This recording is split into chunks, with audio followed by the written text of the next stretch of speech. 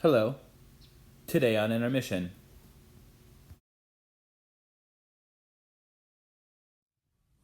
What's up, guys? Gonna be going through some of my collection today with John and Intermission Skate. We're gonna try to do this in somewhat order. I got a decent amount of boards. I got some magazines, some cool stuff. But let's get into it. So, first one we're doing. This one's a Santa Cruz slalom shape. I believe they did this for their 40-year anniversary in 2016. It's fiberglass. I don't have this one set up right now, obviously, but it's got a really nice rocker to it. Super nice pumping action. It's really nice and high speed. It's got about a 19-inch wheelbase on that one.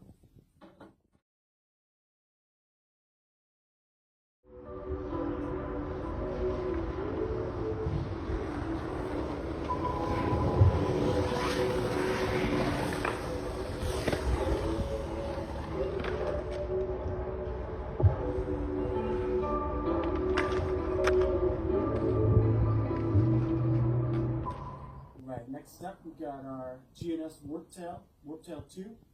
This was Stacy Peralta's pro model, came out around 1978. This one has Contractor Classics. It's got mid-tracks on there, 6.1 inches wide. It's got tunnel rocks. So as this one's set up, it's totally era accurate, but everything is reissue. Even down to the stickers are all reprints, except for that Kona one up there. This is actually my first old school board I ever bought. I was super inspired by the Lords of Dogtown movie, and kind of pieced this one together. It's taken different shapes over time. When I first got it, had Bennett trucks on there, the Dogtown wheels. But yeah, as this one stands, it's definitely like super near and dear to my heart. I love this board. I've skated everywhere with it. I've taken it to California, taken it to Kona, everywhere. It's definitely one of my favorites.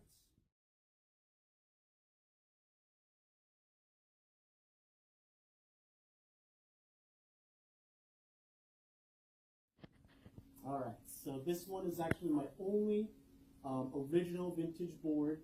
I got this all complete for 150 bucks off of Lecco. It came with original Road Riders, which I don't have with me today, and original Trekker full tracks, which I also don't have with me today. But all the stickers on here, the yo-yo wheels, Rector stickers, got an awesome Kryptonic sticker on there too. It's all original. I regripped it. You can see the lamination on this is a little bit different. It's like a 3-ply with thicker wood there. So, people were kind of starting to experiment with laminations. Tom Sims back in the day would actually make a lot of these boards. This one measures about 6.5 at its widest point. It's about 43 inches long. So, Tom Sims is one of the godfathers of longboarding. So this one is super special to me. I think it's really cool. I think it says a lot about Sims that time in skateboarding.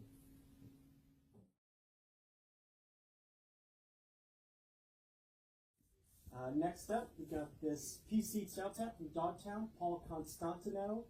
I believe this board came out in 1979, maybe late 78. It came out alongside other boards that were wider. Dogtown was one of the companies to actually kind of pioneer some of the wider boards that we see come out in the 80s with other designs that we're going to get into after this one. So this is given to me by a friend, John McMonigal, who is actually no longer with us. He gave this to me, and it's super special to me. It's a really cool board.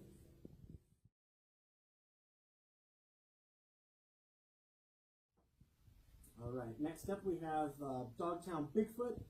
This, along with the tail tap, both graphics are by Wes Humpston. These were some of the bigger boards, so it's kind of cool how some of the first big boards that came out were really wide. This one is about 12 inches wide. It's essentially completely flat. It's the OG Concave from Dogtown, so it's totally flat, single kick. I got these homemade kind of pucks. These were supposed to be, back then, they were supposed to fit on some of the smaller boards, like some of these longer ones.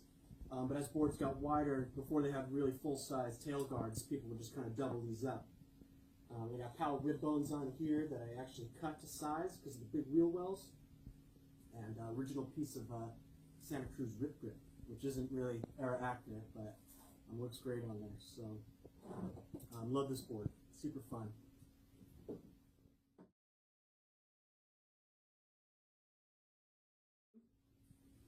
Alright, so continuing on with some of the Dogtowns, I have Jim Muir's Pro Model. This is the triplane. This one's 11 inches wide, and it's actually, if I'm not mistaken, it's one of the first boards to ever come out with a real concave. You know, most boards, kind of like the Bigfoot, were really flat with a single kick. Companies back then started to experiment with different molds and different concaves and stuff. Tried to keep it original with the Town and Country stickers and the Indie stickers. This is an original skateboarder sticker, which is kind of thrashed up now. Same thing, I got rib bones. And yeah, I believe this was, so Tony Hawk's first sponsor was Dogtown, and Mike Smith, who was riding for them at the time, actually gave Tony one of these. So this was the first board that Tony ever got from a sponsor. So super fun. That's a fun fact about that one. But yeah, 11 inches wide. Again, continuing on with the originating the pig style boards. You know, super short and chunky, but meant to kind of handle, you know, modern vert skating at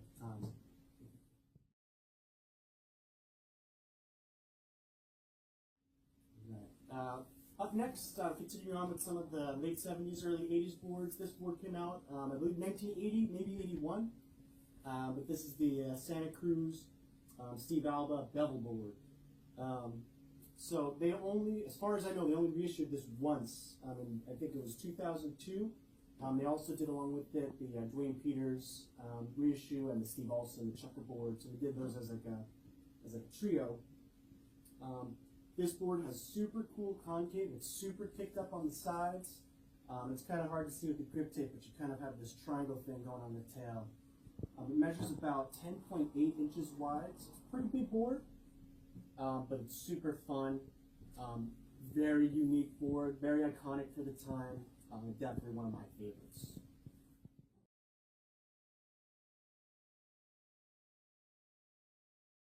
This one is actually, I would probably put it up with maybe my favorite board of all time, or at least my favorite board that I've ever skated. I had two of these, and I used to rock it with a tail guard. So I skated, this one I think I skated for maybe like 6 or 7 months, and I had another one right before it. Or no, this one actually I skated for a year. The one afterwards I skated for about 6 or 7 months. But this board I rode all through the pandemic during lockdown. And I was fortunate enough to meet someone who was mutual friends with the rider. This is the J. Smith board. It came out in 1980 as part of the Bright Light series from Powell. This one is super flat. There's zero concave. It's only got a 5.5 inch tail. It's just super stubby. So this thing has a super unique feel. Very short in the tail. Made for some really good airs. And I was fortunate enough to get it signed by Jay. And it looks like he kind of looks like he signed it with his feet. He's got a horrible signature, but very happy. Got a picture of him with it.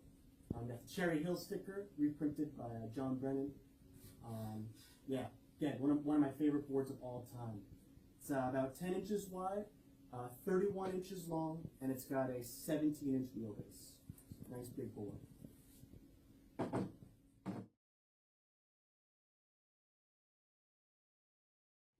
Next up, we got probably one of my most skated boards. We'll definitely see maybe one or two more of these. But this is the Stolen Sword, Ray Bones Rodriguez. This one is the 10 by 30. Back then they called it the wide tail. They also did, as a lot of you might know, the snub nose, which was, I think it's like 29.5 inches long. And it's got a much shorter nose, a snub nose, because the trucks come right up to the edge of it. That one actually has the same mold as the J. Smith that we talked about, but these came also along with that Bright Light series, if not just right afterwards.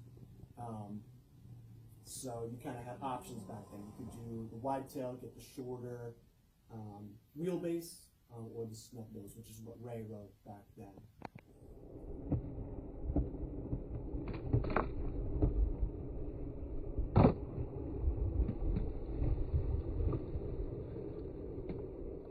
Alright, continuing on with some of our early Powells. I got the Alan Gelfand Battle Tank graphic. This would have came out around the same time as the Ray Bones, right around 80, 81. As a lot of you might know or could have guessed, Alan Gelfand was the originator of the Ollie. That's his nickname, and that's why it's printed here on the board. Powell actually doesn't reissue these anymore. I believe there was a little bit of maybe like industry drama, we could call it, with you know, Alan trying to kind of monetize the trademark, the name Ollie, because it's been such a mainstay. So they, you know, I don't think they have the rights to run his name or this graphic anymore. This gray one in particular is actually my first Powell board, my first flat nose board, my first like real reissue that I ever got to ride. And so this is one of my most favorites to me. You know, learned a lot on this board, skated it a bunch, and yeah, love this one.